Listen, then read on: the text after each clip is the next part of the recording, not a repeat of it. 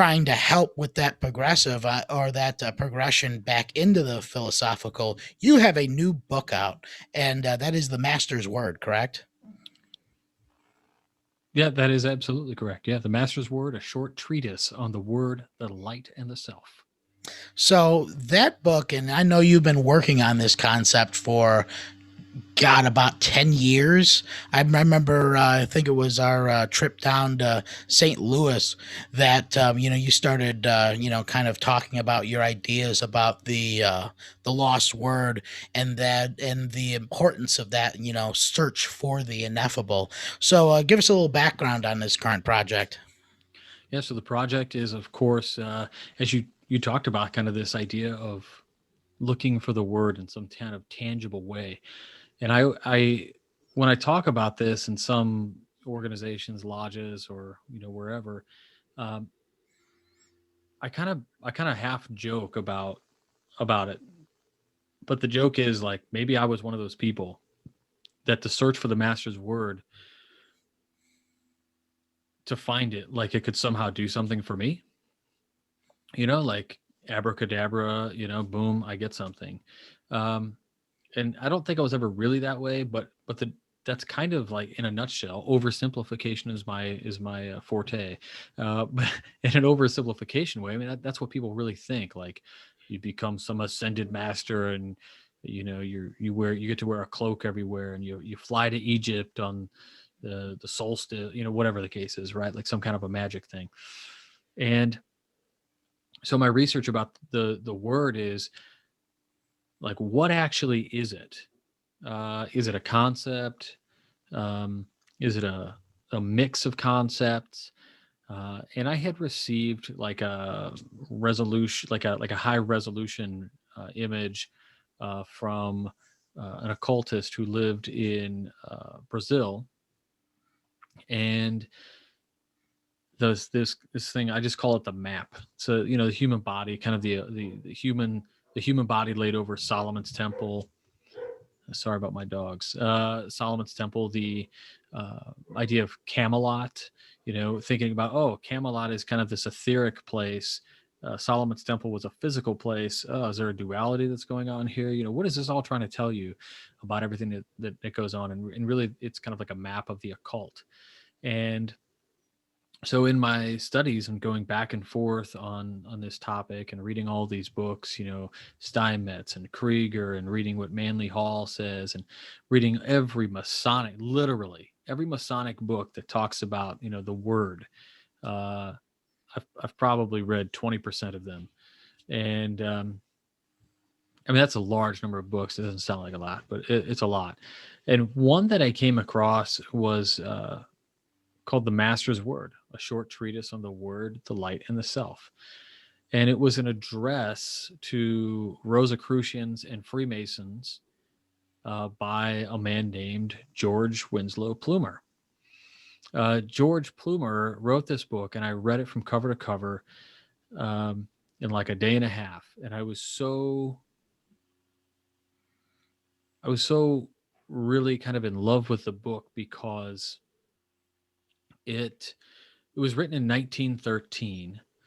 And at this point, the book that was my favorite that kind of dealt with this real close version of what could be considered, uh, I guess, a central dogma or divine secret of humanity. And I'm in like the real deal, the real schnit. Is what was a book by Milton A. Pottinger, Symbolism, a treatise on the soul of things. It's got this really long title, but that's the short version. And I had picked up that book and I read it and I loved it. And I thought, this is it. And then I read, I guess you could call it a more concise book. And that was this Master's Word. It came in at like 100 pages. It's a small little book.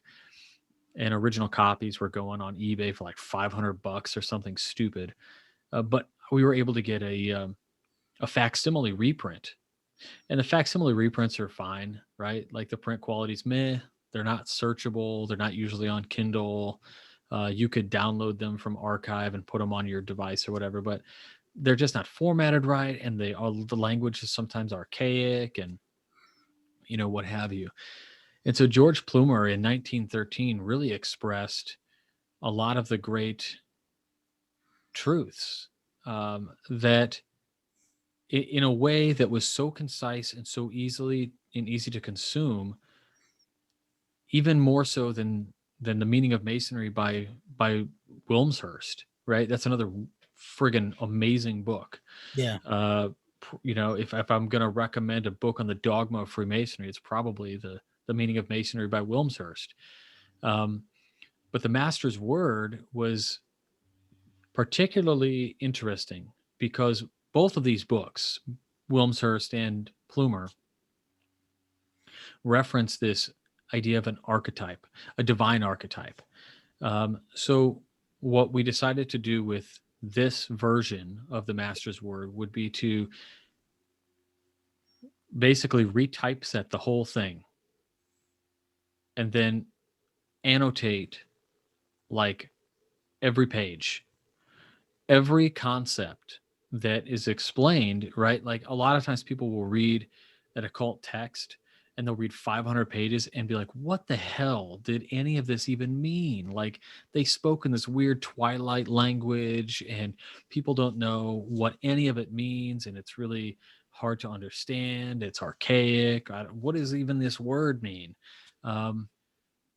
So what we did was we went through and we annotated the whole book, and then we added a couple chapters, basically like a prologue and an epilogue. Plumer was really an interesting individual because he was a Freemason, part of the Rosicrucian group in Freemasonry. But going back to the idea that you talked about a few minutes ago, you kept saying this progressive thing that Masonry is, right? And there's probably some real tight-wadded, tight-knitted Masons out there that are going, no, progressive means liberal. And the idea though is it says right in our words that we're a progressive moral science, right? And so how much more progressive can you get than in 1913 and the years leading up to it? Plumer works with a friend of his and they create, because he's a member of the Rosicrucians, which is a Masonic organization. Today they're viewed as kind of elite, right? As an elitist kind of faction in Freemasonry. Well, this same kind of elitist faction in Freemasonry existed then too. And he decided with somebody else that it was like, why do only dudes get to be a part of this? So he creates a Societas Rosicrucia in America, right? And so there's some confusion over SRIA and SRI in America, right? But essentially, he creates a Rosicrucian spinoff group that has men and women in it. And what's interesting about the work is that he does a phenomenal job of tying things together in kind of this archetypal way, where he explains like the first iteration of like perhaps the great teachers of the ages.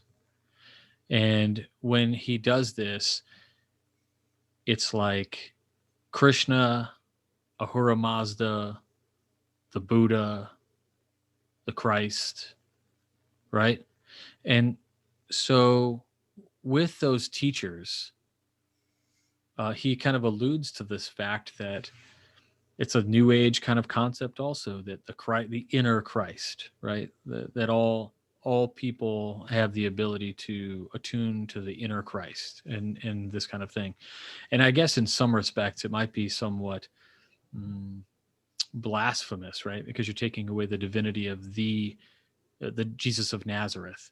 But in this way, like it holds that person up as like at the point, according to Plumer and the Rosicrucians that he was with, and still today, that particular Rosicrucian group views Jesus of Nazareth as the most advanced, like, consciousness to date, um, based on how they feel in their religious fundamentalism. And I use fundamentalism not as a negative. I should say that. And so we decided we just had to do this. We had to re-release this book and get it out there because it's a much needed text.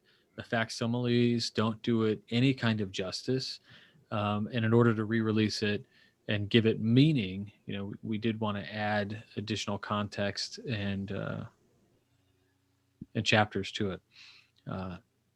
But yeah, it is interesting. Plumer himself was an individual that was controversial at times. Yeah, Plumer is interesting because the first book I came across by him was his book. I want to say it was just called Esoteric Masonry, where it kind of just like breaks down just like all the general esoteric traditions that are found in the craft, right? And kind of why they're there. But when he founded the Societia Rosicrucian in America, the one thing that I found really relieving in a lot of ways about that organization, because I've read, a couple of the books that they've had, um, it takes away a lot of the mystery and kind of the pageantry that one associates with traditional Rosicrucianism, and it basically makes those teachings as practical as possible. It sticks with the message, and it sticks with the philosophy, and kind of removes out all the rituals and all the robes, the incense, all the stuff that's traditionally viewed as kind of that Rosicrucian aesthetic, and it just focuses on what the message should be.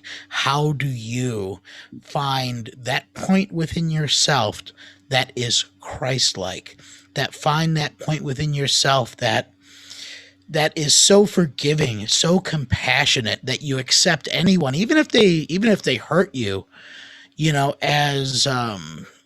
as completely necessary to their existence, and to be completely, I mean, I kind of look at it from like and I know it's a bad example, but one of the tenets of Burning Man is what they call radical inclusion, that no matter where you find a person in their life, you accept them unconditionally for who and how they are in that moment. Never judge them, always accept them, and even if they do you dirty, forgive them and accept them for who they are, because we're all humans and we're all struggling with finding that sense of humanity in others, seeing that portion of ourself in every other human being. So when you're really focusing on how to be more Christ-like, practicality isn't a bad thing. No, and that was something that I think I connected with Plumer on while moving through this work. People say, like, you can read a book and you get it, but then they say, like, well, if you were to, like, if you're studying, listening to a lecture, okay, listen to it, write it down. Okay, listen to it, write it down, say it. I can't tell you how many times I've written this book, going through the editing process and typesetting it.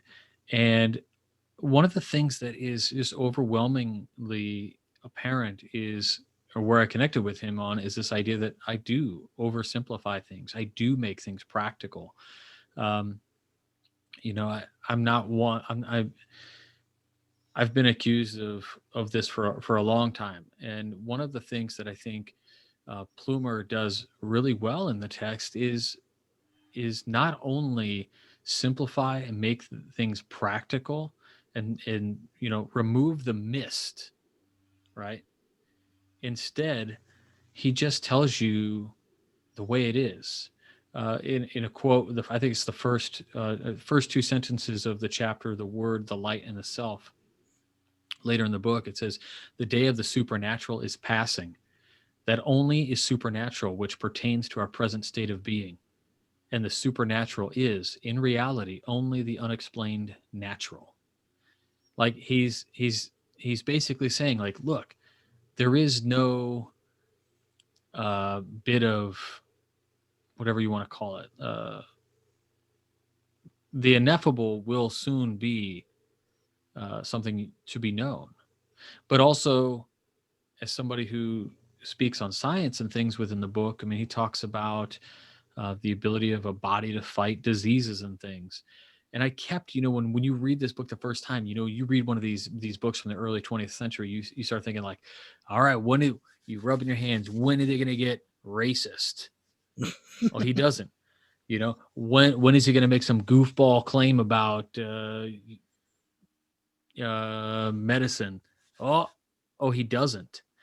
It just is wild to me that he just never goes there, and he stays pretty scientific throughout, but also he does the same thing that you alluded to earlier, which is that a lot of the stories and things and historicity of our allegories and mythologies and religions have been proven to be false, but it doesn't change the value because it affects somebody and changes the way that they have their existence, and thereby affecting their families and communities, and humanity at large. One of the things that is in the book is there's a part in the book that basically talks about where he breaks down each of the saviors in like linear fashion from what we would consider the beginning to now, and he expounds upon their similarities and the things that they taught to affect people where they were in their in the time that they lived, kind of like the Burning Man virtue. um, and also he talks about, or doesn't really talk about it, but he acknowledges the fact that, and this is paraphrasing and I'm pulling from what he said to give you the statement, but it's like there are problems that exist today that we don't know exist, and we think that's just the way something is because our brain is literally incapable of conceptualizing it. That is in fact ineffable. And at some point in the future, the human brain, if we're so lucky, will move to a point where we are able to conceptualize that problem and see it for what it is and then fix it. So it is a really interesting book in that way.